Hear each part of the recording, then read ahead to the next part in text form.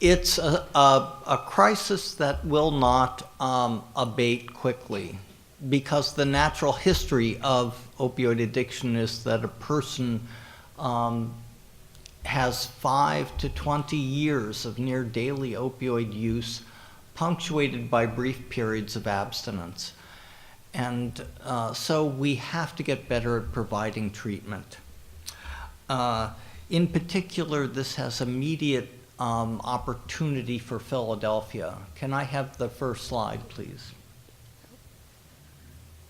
Or maybe I can. Yeah, you can push it. Yeah. So a couple of definitions. Here we have this definition of an opioid. It's a molecule that acts like morphine in the body.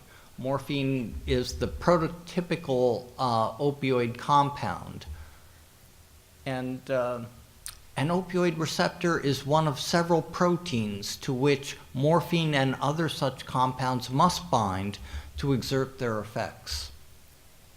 An opioid antagonist is something that blocks the effects of opioids by occupying those receptors. If you think of an opioid binding to its receptor as an analogy to a key in a lock, think of what happens when a toothpick gets broken off in that lock so that the key cannot enter. And this is what is the essence of an antagonist. Whoops. So we have a set of criteria by which we judge opioid addiction to be present. The term we're using currently is called opioid use disorder, and you can see the criteria here. We judge the illness to be severe if there's 7 to 11 of these criteria endorsed by the patient, and moderate is a few less, and mild is just 2 or 3 of these criteria. This has immediate impact for Philadelphia. You can see here deaths per 100,000 residents as of 2017. These are data reported to the state of Pennsylvania's Department of Health by county coroners. And over in the far end of the slide, you can see Luzerne County, where I was born, in Wilkes-Barre, and they're not doing so well. Similarly, Philadelphia at 77 deaths from opioid overdose per 100,000 residents. This is a problem that will be with us until we get better at providing treatment. You can compare opioid overdose deaths in Philadelphia to homicides. So here in the blue lines represent the annual number of homicides recorded in the city of Philadelphia versus deaths from opioid overdose according to the mayor's task force on opioid addiction published in 2017. One of the tragedies of this epidemic falls most heavily on infants born to mothers with opioid addiction. These babies have what's known as neonatal opioid withdrawal syndrome, or NOWS, and you can see how the number of live births of individuals with NOWS has increased in Philadelphia over the past 15 years.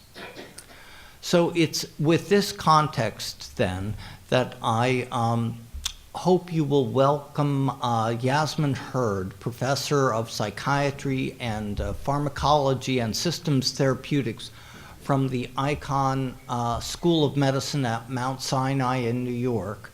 She comes to share with us some of her work regarding the extent to which cannabis might be a partial answer in improving treatment for people with opioid use disorder. Please consider sending us your questions. You can do this both by email at speakerseries at fi.edu and on Twitter at Talk FI. And now, without further delay, please welcome Yasmin Hurd. Thanks, Wade. Thanks very much, Wade, for the Franklin Institute for the invitation. It was a very unusual invitation. I don't usually necessarily give talks in a museum, in a science museum, and it was great to walk through the brain exhibit. Very good job. And also the heart. When I told a friend I'm coming to the Franklin Institute, she said, the first thing she said, the heart room, you have to go through it. It was great. So, it's been a challenge, this opioid crisis. And the challenge of the opioid crisis, I think that Wade framed very well.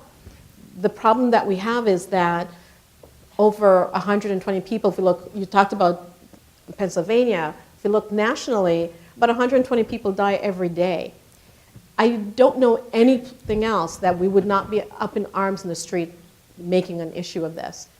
When you look at the number of people who have died, totally, if you look for example, I did the calculations before in about over 16 years, and if you compare it to the wars and conflicts of the US, that the US have been involved with, from 1941 to the present, more people have died from opiate overdose than in these wars and conflicts. And this was 2016. So 70,000 people died last year, and in 2017, about 50 more. So add about 120 to 130,000 more people on that drug overdose list. It's just impossible that we as a society have continued to let this happen.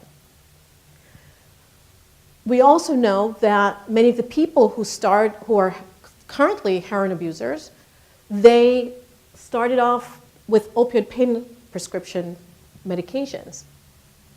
This is a problem that a lot of the clinicians have tried to, and clinical organizations have tried to alleviate in part by decreasing the number of opiate prescriptions to adults in this population. There's still, however, over 200,000 opiate prescriptions every year, more than the adult population in the US. So we still have a problem that too many people are being treated with opioid prescriptions. But for all of the people who have died, the problem that we face is that the people who survive with these disorder, they have a critical burden on a clinical level, because you have, for every person that died, for example, how many are in the emergency room, how many people have become dependent, the communities that they're in, their families. So we know that for that opioid use disorder actually costs more than 3 times that of most other medical disorders. So on every level, the cost is enormous. I think that they've estimated that by 2020, it'll be nearly over $200 billion that opioid use disorder will cost our society. So the question for us at Mount Sinai has been, for me, I direct the Addiction Institute at Mount Sinai, and we have over 6,500 people who have an opiate use disorder. And the treatment, as I said, clinically, it's very taxing. We have over 10,000 people with chronic use disorder. How do you manage these individuals? Most of the individuals that have an opioid use disorder, they're treated with primarily opioid agonists, such as methadone, or other agonists that people might know of, more like buprenorphine. We also have antagonists that if someone is having an overdose, you can give them naloxone. But naloxone is not a treatment, it's preventing an overdose.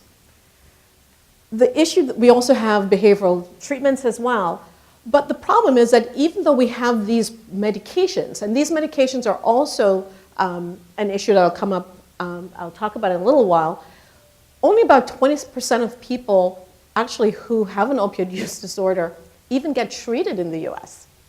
So we have some of these medications available, but they're not being used. And they're not being used for a number of reasons.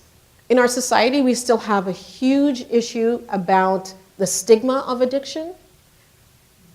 Sadly, the fact that opioid use disorder has covered every single community in the US, so it doesn't matter the socioeconomic communities, they've been devastated by it.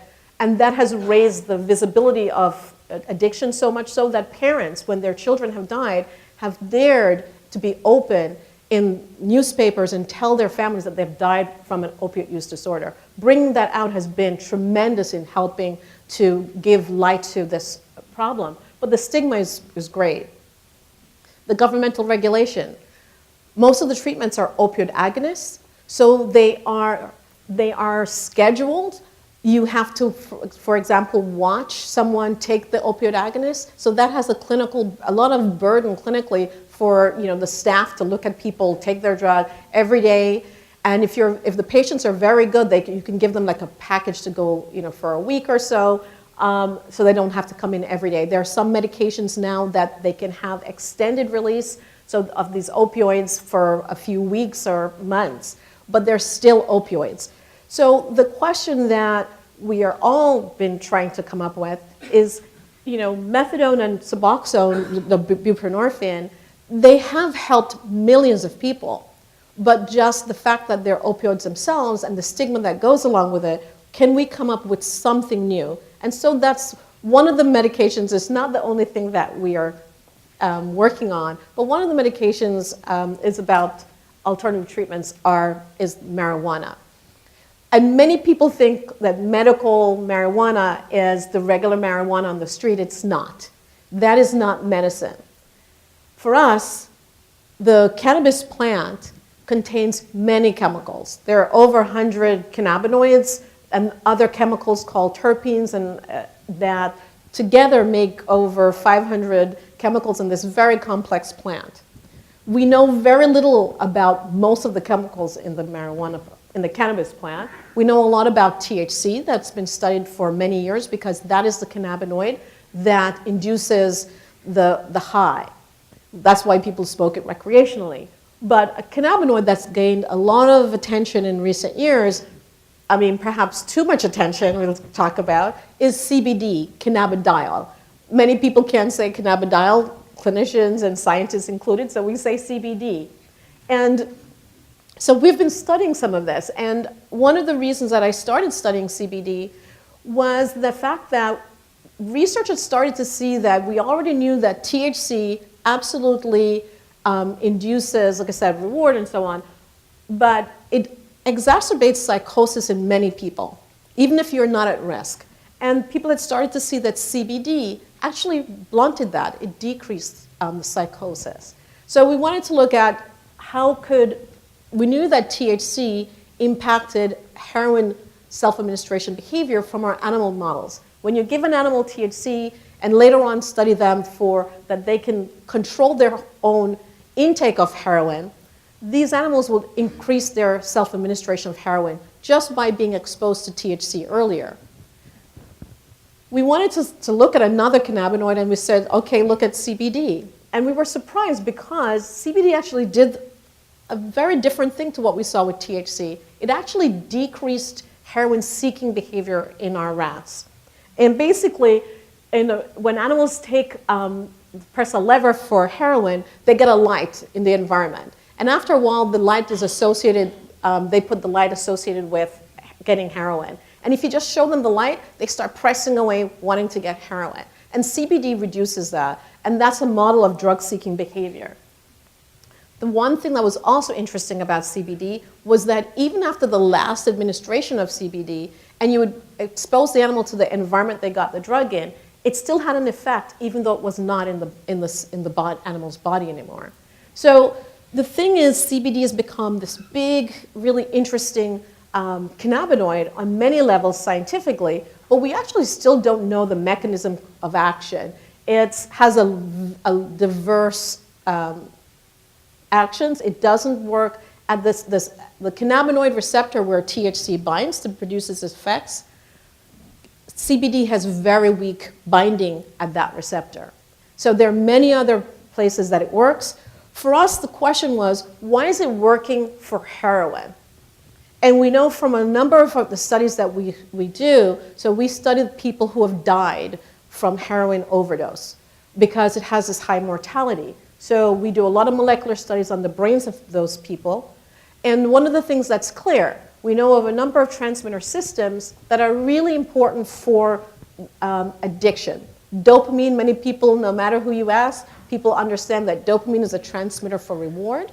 But another transmitter system that's really critical for decision-making, goal-directed behavior, is glutamate. And glutamate is really critical for synaptic plasticity, how cells talk to each other. And in heroin abuse, we see that the synaptic plasticity is altered, it's impaired. And when we have animals that self-administer heroin, just like the people who died from an overdose, we see significant impairments of their glutamatergic receptors and their system, and CBD normalizes that. People also who have died from, who take opioids, their natural cannabinoid systems are actually altered.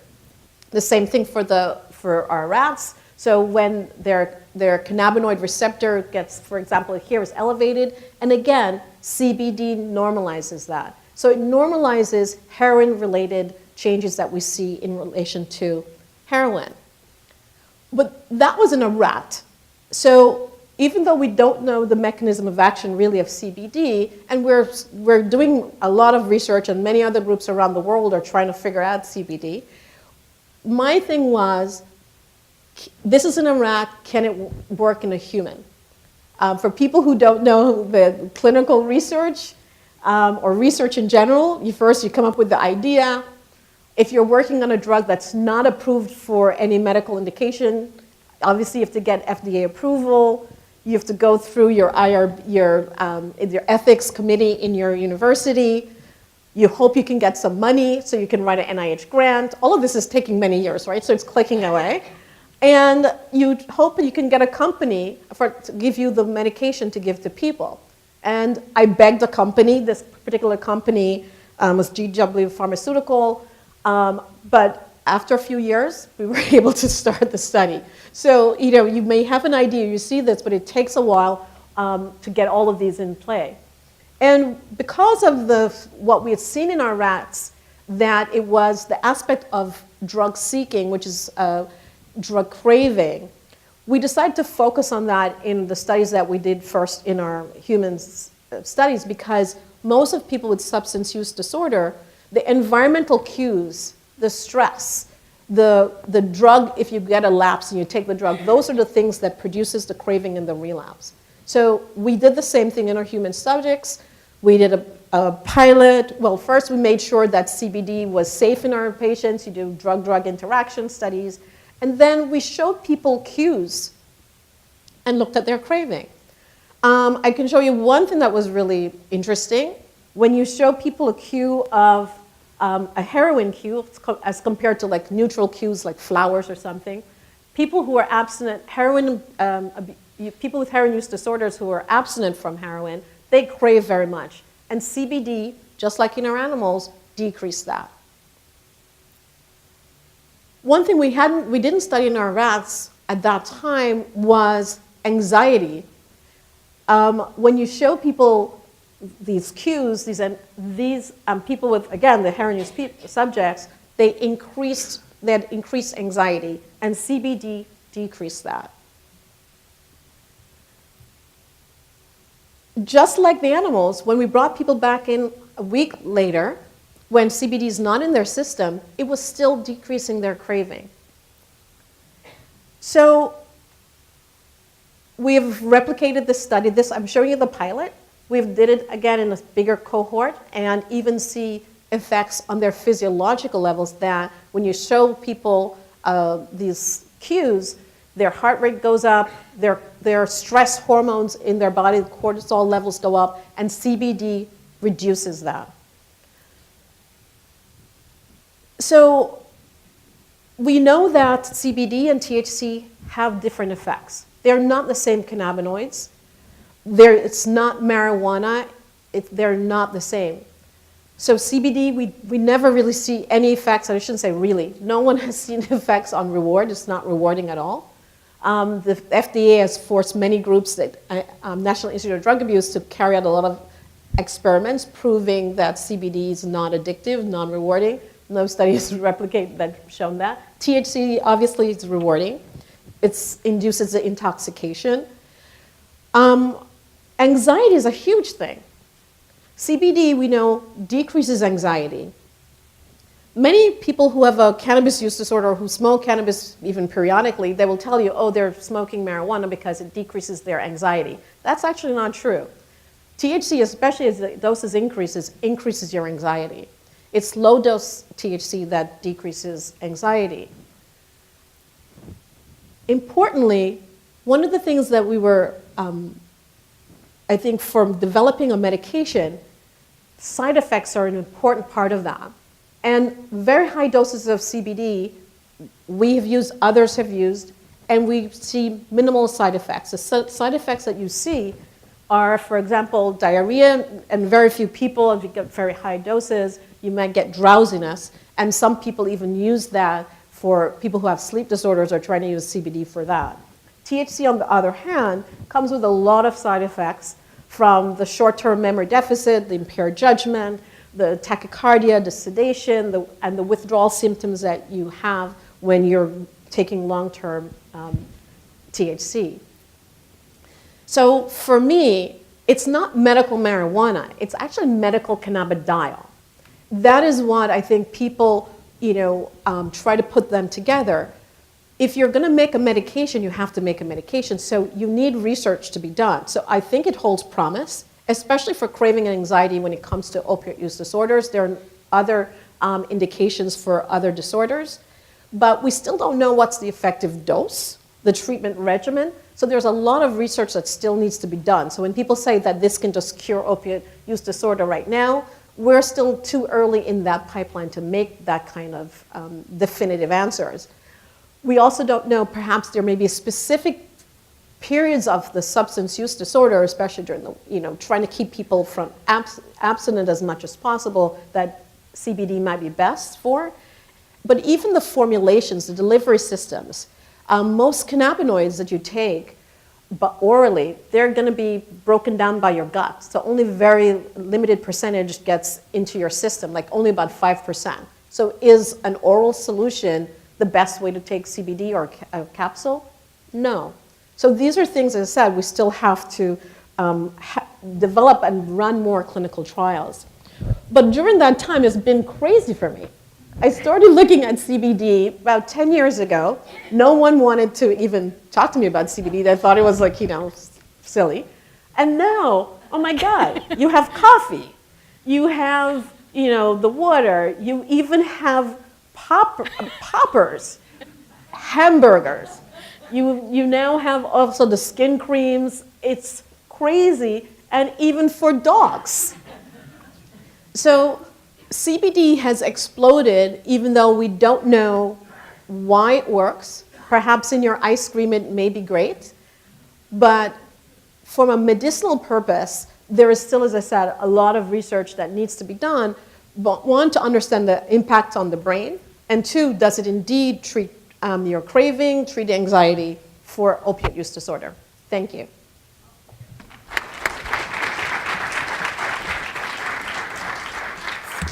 Good.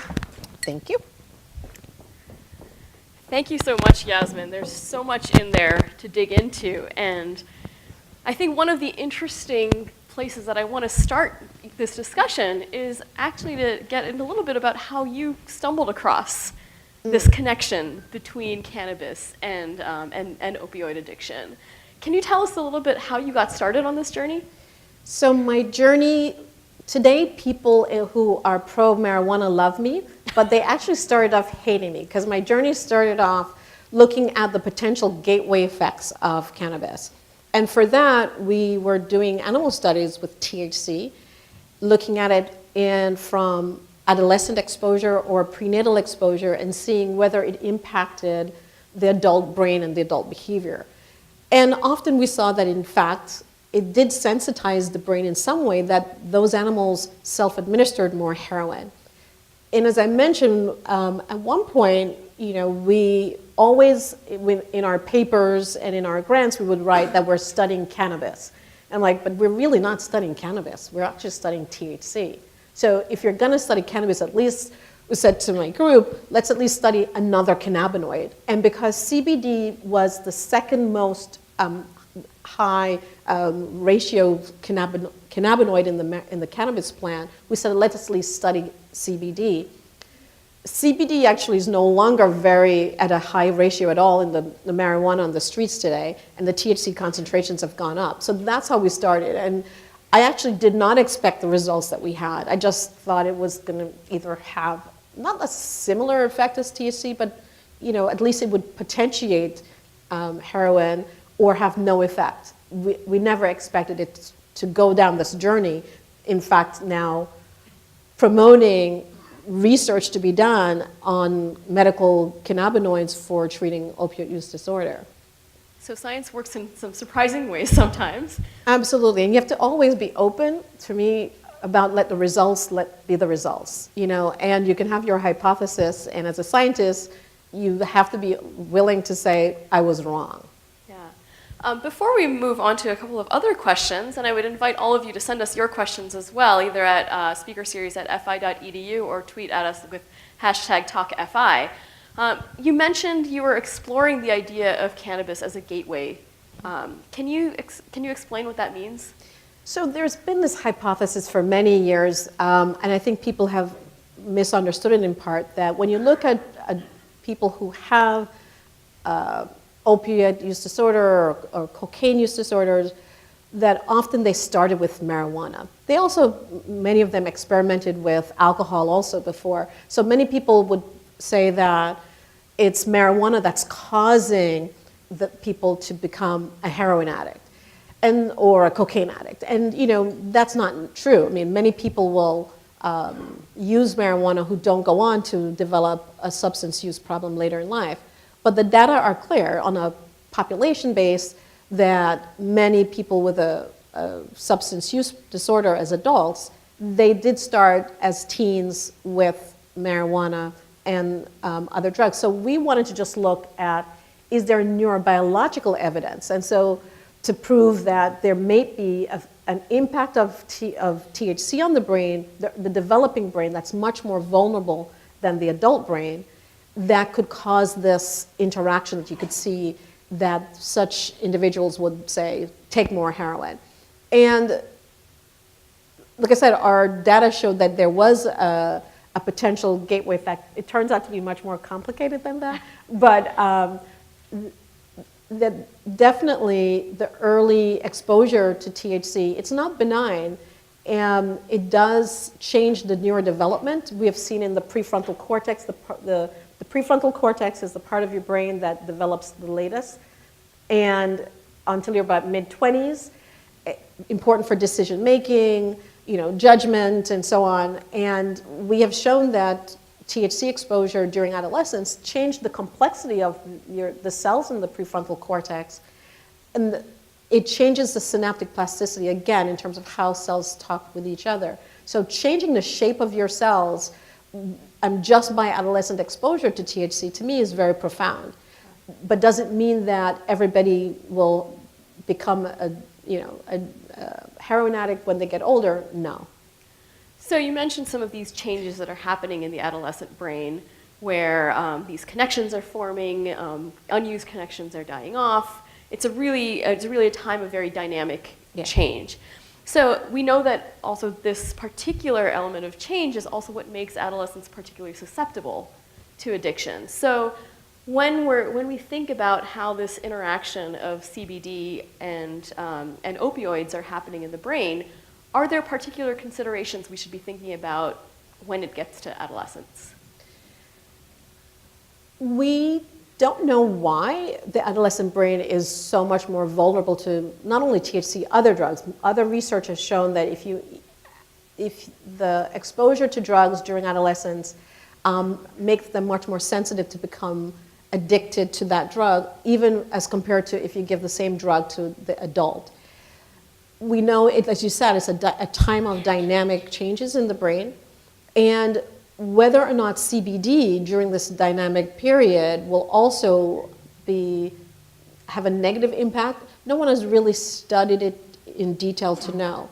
However, so far, we don't see that there is this huge effect in an adverse effect of CBD during at least young adulthood on subsequent behaviors like we see for THC, for example. But like I said, a lot of research is needed to be done. Right. So we have a question from the audience about how CBD works in combination with THC. Is it necessary to isolate CBD for this kind of treatment? Can you use it in combination? So you can definitely use THC and CBD in combination, but it depends on what you want to study. If it's for opiate use disorder, I have probably two answers to that. So for people who have an opiate use disorder, you're trying to get them to have a treatment that won't be addictive. That's one of the things that we're trying to do. So if we're trying to develop a medication that does not have an addictive potential, then CBD by itself, to me, is the ideal. I think that that's easier for the FDA to approve, and I think easier also to manage. You can give your patients, CBD. They can take it home. They can do all this stuff. They're not going to divert it to the black market. It's not going to have that kind of, problems that we have with addictive drugs that are used as a treatment. So most people who are trying to look at cannabinoids for opioid use disorder are looking at pure CBD for that. However, there are also people who are using cannabis itself, the full plant, with CBD and THC because they need a little bit of a reward. They need a little bit of a high, but they don't want the potential of overdose that, an opioid. So they're trying to get off the opioid, but they still don't want to can't give up cold turkey, getting a little high. It's almost kind of like the nicotine patch Exactly, idea. exactly. So it's like a harm reduction strategy with THC versus like a more treatment decreasing of the symptoms with CBD. So those are two strategies, but giving CBD with THC, one of the things that people have been doing with that combination is that, as I showed you, THC induces anxiety, and many people who use marijuana, they're now trying to get more CBD in their marijuana because they're seeing that it's decreasing their anxiety, so it's cutting that part of the THC that's negative. Right, right. And so that's some of the findings that you've seen in your clinical trials. Yeah, and as I said, and from patients and people who use, yeah. So a follow-up question to your clinical trials. There's a question from the audience about how long-term you followed some of the participants in your study. What's the time frame on this, and what do you predict might be some of the outcomes? So this is the challenge. We have only done short-term studies, like that week study, that's it. We're now developing studies to do long-term treatment, but it has been a struggle in terms of getting, well, now it's much better, but getting funding to do these long-term treatments that you need. And there weren't that many people wanting to fund addiction research. Now there's much more support for that. No other study with CBD has done what you need for these long-term, at least minimum 12 weeks, I think, to be able to say that this can prevent relapse. So all we can say is that it decreased anxiety and craving in the short term, and that even when they weren't getting CBD every day, it still a week later had an impact that was both, we saw it both on craving and on anxiety, even a week after their last CBD. But that's what's needed. We desperately need long-term clinical trials that run for weeks. And you can't have short-term studies determining, how do we go about giving advice to patients about this and their families, that this is a treatment for them. But people are desperate, and we just need, like I said, more research for that. So you mentioned that one of the barriers that has historically been an issue to this research has been some of the government regulations in place. This is a landscape that's changing. Here in Pennsylvania in 2016, there's a medical marijuana law that passed that has now opened the door to more research on medical marijuana in the state. There are now, I think, 6 different research centers that have been approved to conduct research on medical marijuana. Do you think this new regulatory landscape is going to bring faster progress on the type of research that you're doing? I definitely hope so. Pennsylvania has been great, and so you mentioned a number of organizations here and schools that have now true medical cannabinoid programs and even educational programs for clinicians, and I think that that's going to be very helpful. The problem that we have is that even though it may be legal in Pennsylvania, it's illegal federally. So if you are, for us to work with a lot of the CBD that we would like to work with for different formulations, for example, we are not really allowed to obtain those from the companies that we would like to work with because of some of the federal problems. Many researchers, you have to get a Schedule I license. So our CBD is considered a Schedule I drug, just like heroin. So these are the most highly regulated The most highly drugs. regulated drugs, even though it's not addictive. It doesn't have, so Schedule I was that a drug must, addictive, and that there's no medical purpose for that drug. CBD, we know it's not addictive, and it's been shown now with Epidiolex to be a treatment for kids with epilepsy, Dravet's syndrome. So it should not be a Schedule I drug, but it still is. So that makes it difficult for researchers to work with it. So for example, I'll give you a funny story. So when we carried out our study, because CBD, we had to have, my clinical coordinator had to be followed by a guard from the pharmacy. I mean, it's crazy. This is in a place where people could, on the internet, get it delivered to their home, at the dispensary, go to the store, but we had to be followed with a guard for CBD just to bring it to the patients. That does not make any sense, but all of those things make research and just the clinical practice challenging. So I think we have some clinicians in the audience. We've got a question from a clinician who's working in a drug and alcohol treatment center. And what would be your advice to people working in this area to incorporate this emerging research about CBD into sort of established programs? I think it's difficult to have it in an established program just because the things that I mentioned. We still don't know the right doses. I can tell you what worked short term in our pilot small studies. We need more research, but with that said, I think you need to, I hope that, observational studies in your programs, your patients probably are still smoking marijuana. Hopefully tell them to not smoke marijuana, but perhaps CBD, but it should be CBD from particular sources. So that's another problem. So patients will say,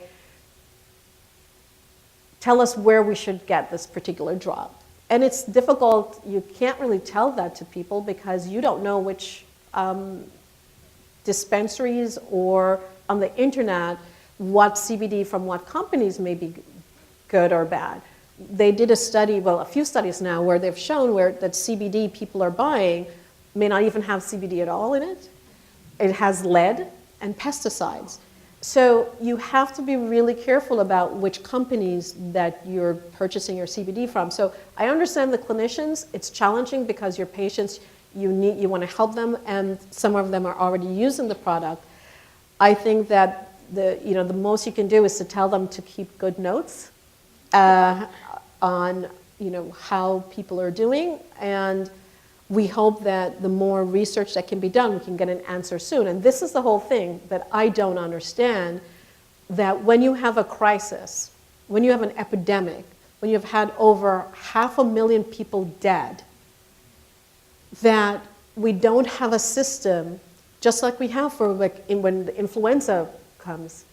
We have dedicated groups around the world. They are all focused on finding a vaccine quickly.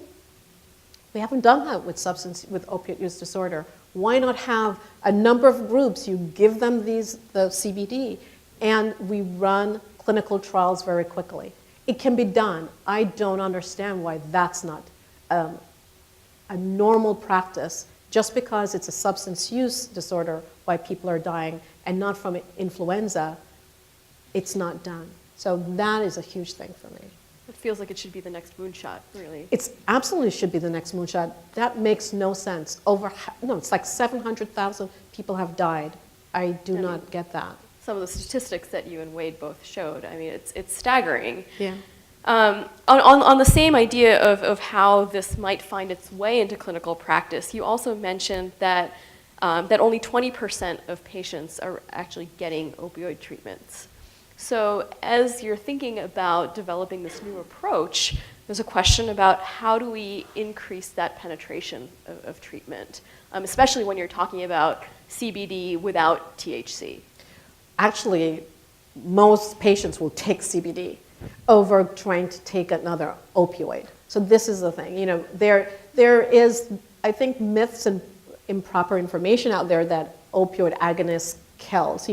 When you're maintained by your clinician, opioid agonists as buprenorphine and methadone, they help save lives. Yes, it's a narrow window and there are a lot of clinical issues with it. But many patients, and I think our society, are much more open to treating with CBD. I think you would have many more people being treated. And that's why we're trying to come up with medications that are more, it's easier to implement in a clinical manner, and it's easier for the patient, for their lives and their families. If you have to go daily to get a methadone, how do you have, many people maintain their regular lives, but it's a challenge to maintain that regular life, even going on vacation. So being able to have a medication that it's not addictive, you can take it anywhere, that would have more people signing up for being able to, we will cover many more people than just 20%. Yeah. So you also mentioned that, that a number of cases of opioid addiction start from prescription drugs. So we've got a couple of questions here about this relationship between CBD and opioids. Can CBD by itself be used for pain management in lieu of opioids? And then what effect does CBD have on opioid withdrawal? So a number of studies are being done looking at CBD for pain.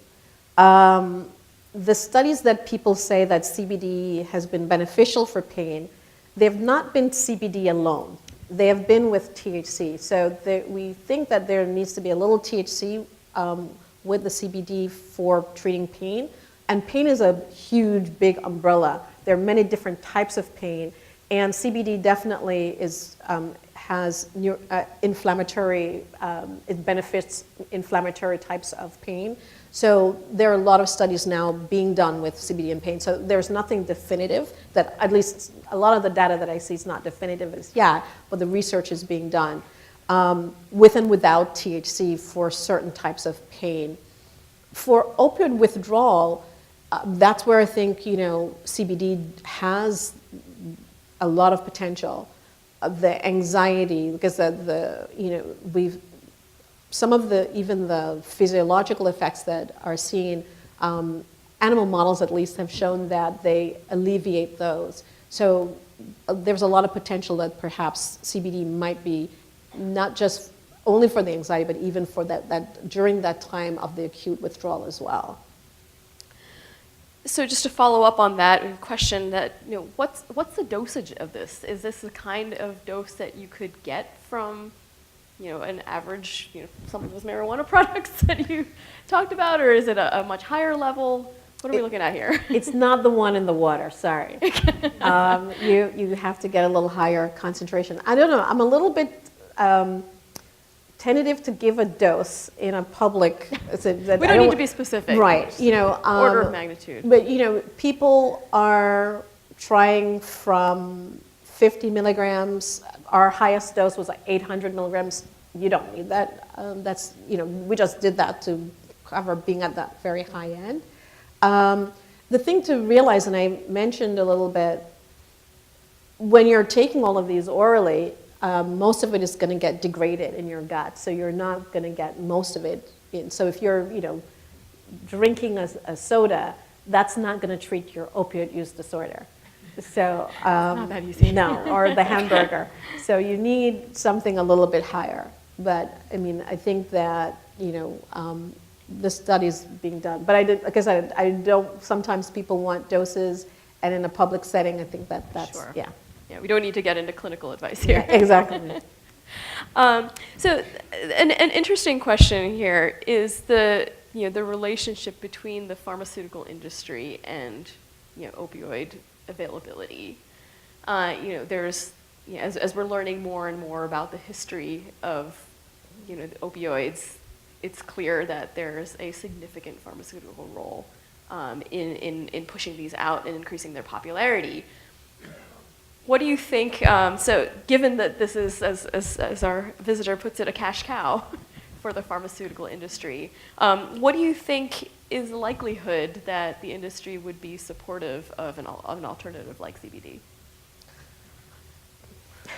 I mean, I don't think that they'll be supportive, but I think that over time, the pharmaceutical industry will try to get into the cannabinoid field space also.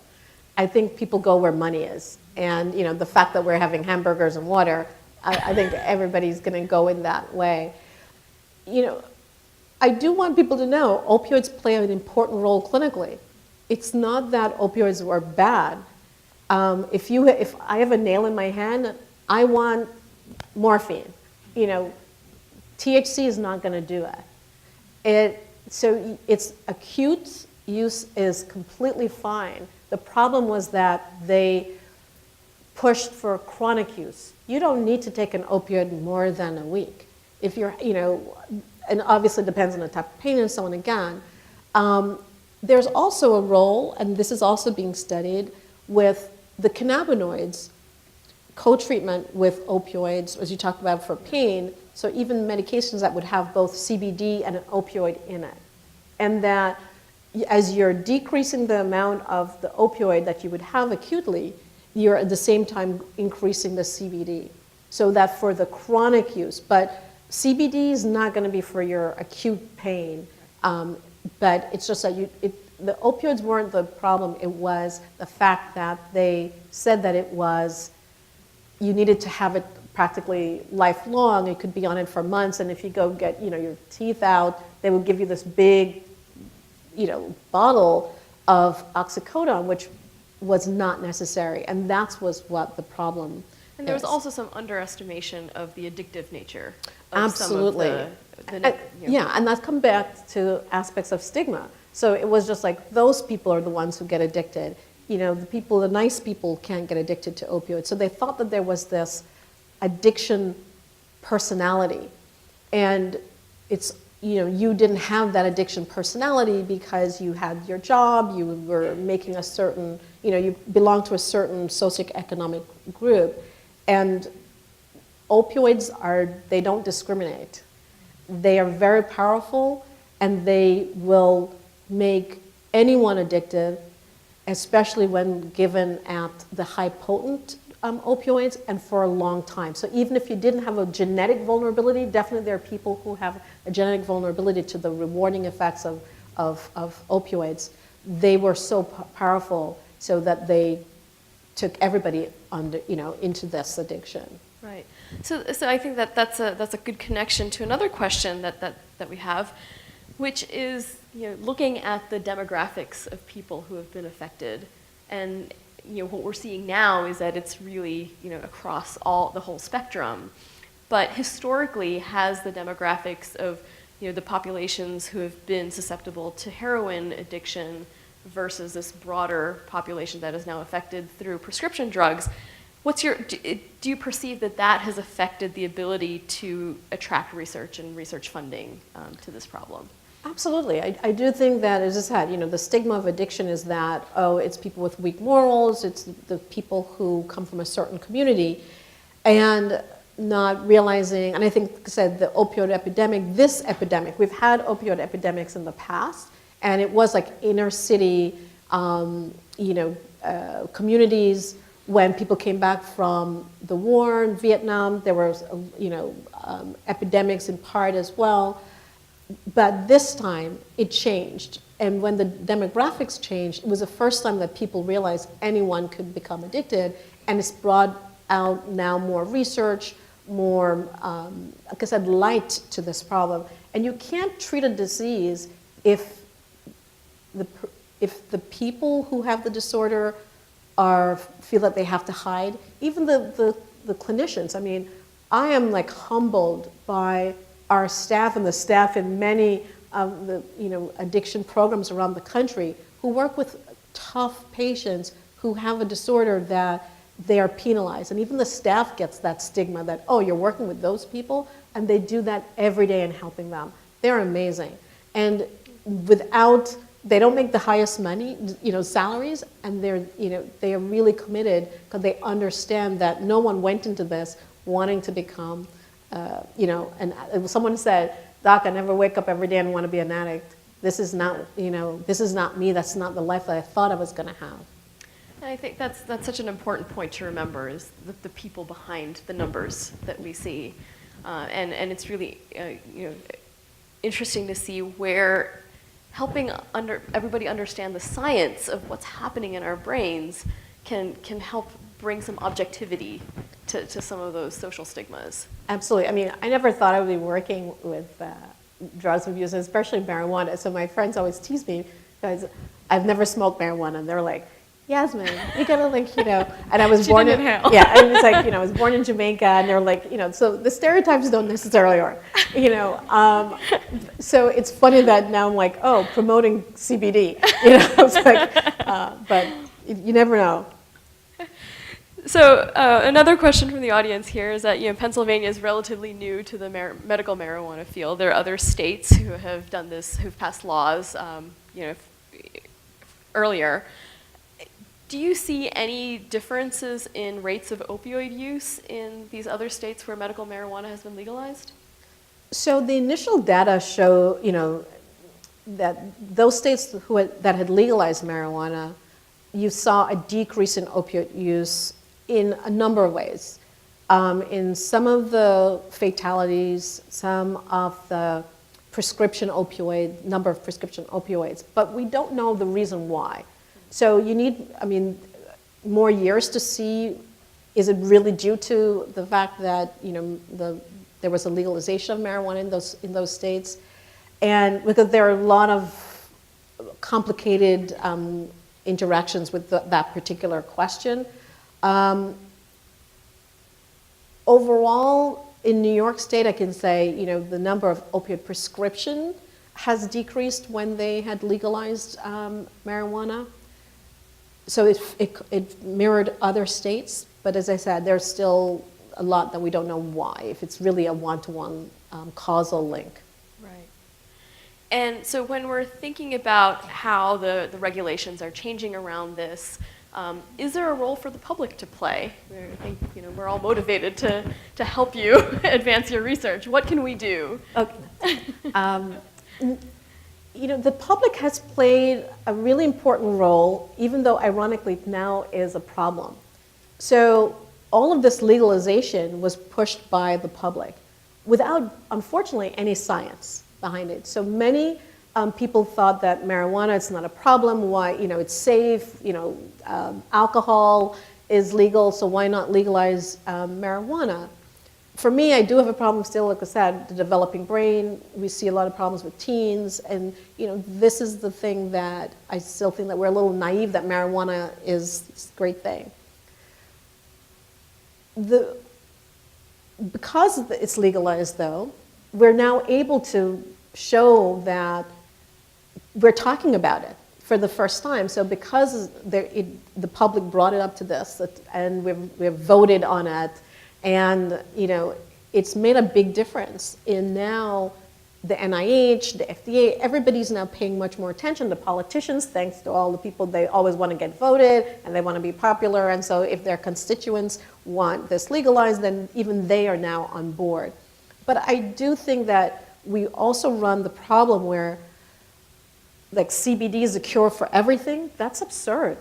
Even though I think CBD has potential medicinal properties, we still haven't proven it, and it won't be for every single thing, and once the public starts to see, when some data start coming out that no, it doesn't treat this, it doesn't treat that, they might start to doubt everything, and we might then lose the potential to develop a medication that can help millions of people because we want it in our water.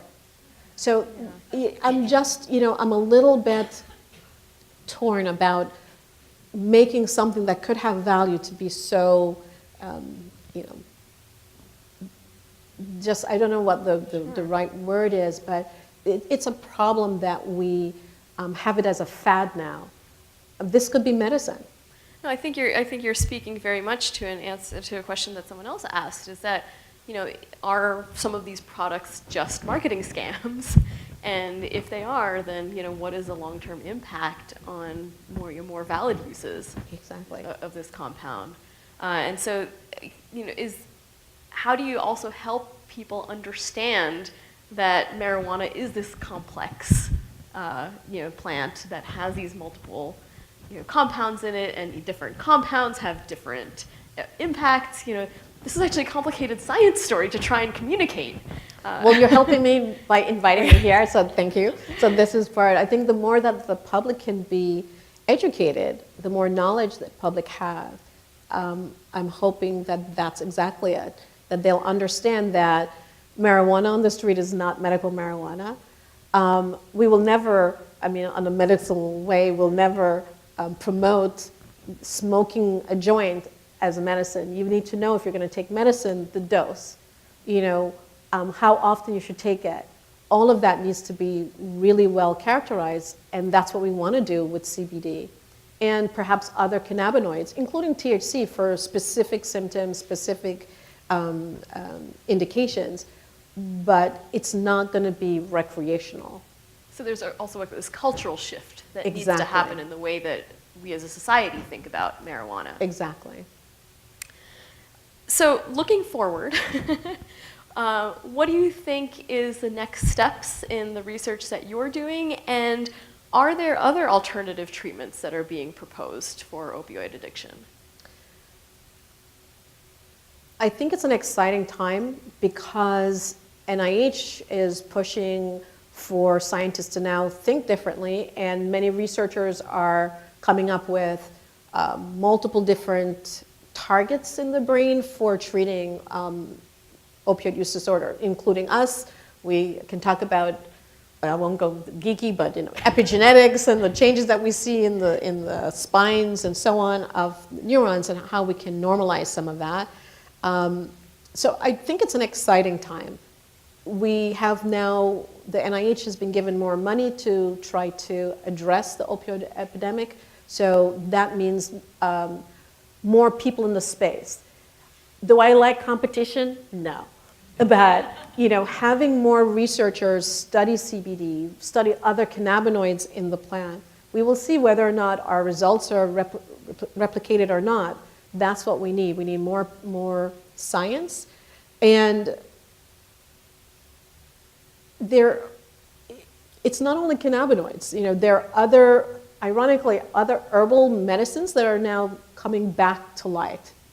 And that, I think, will also be interesting. We forget the bark of a tree is aspirin. People used to, get, this pain relief from the bark of a tree. And I think the fact that we're now, ironically, going back to potentially extracting these substances from different types of plants and trees that have potential medicinal value, I think it's really important. That's fascinating. So to kind of wrap up, when do you think that we might actually see CBD as an official sanctioned treatment? I hope. What's your hope? I hope in a year, but probably 10. No, I hope like 1 to 2 years. I think that more people now are studying it. I can't see the FDA not allowing the evidence to dictate changing the scheduling, and therefore more companies wanting to come into the space to package and to make formulations that are medicinal. There is, I'm saying to the companies out there, I think there's still money in this area, so please come and help. So I think, I hope in 2 years that we would be able to say these products can be helpful for treating opiate use disorders. And I have to say, it's not only CBD, we haven't seen that it's specific to opioids. There are other substances that it seems to also be treating. So again, the research, clinicians out there, take a lot of notes on your patients. That's very critical for giving us a lot of information to help guide and move this forward. Well, this is a fascinating story to stay on top of. It's, both from a scientific point of view, as we're hearing how we're going from, some of this basic research to, potential treatments, within, a decade. Mm-hmm. I think, given the pace and the scope of the crisis that we're facing, it sounds like there's a lot of opportunity to make real progress here. So I'm sure that there are people, in this audience for whom this is very personally meaningful. So I'd like to thank you for sharing your work and for making an impact on this crisis.